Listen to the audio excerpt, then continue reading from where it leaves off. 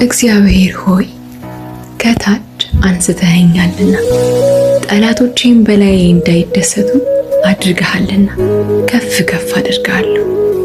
እግዚአብሔር አምላኬ ሆይ ትረዳኝ ዘንድ ወደ አንተ ጮኽኩ፣ አንተም ፈወስከኝ።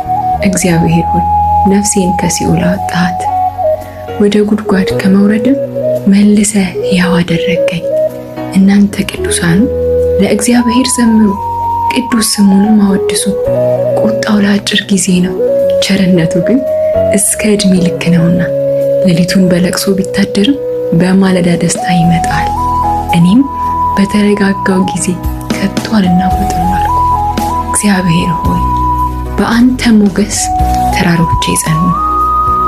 ፊትህን በሰወርክ ጊዜ ግን ውስጤ ታወከ። እግዚአብሔር ሆይ ረዳቱ ነኝ። ዋይታዬን ወደ ሽብሸባ ለወጥክልኝ፣ ማቄን አውልቀህ ፍስሐን አለበስከኝ።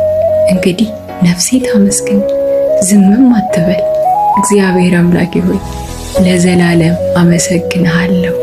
አሜን።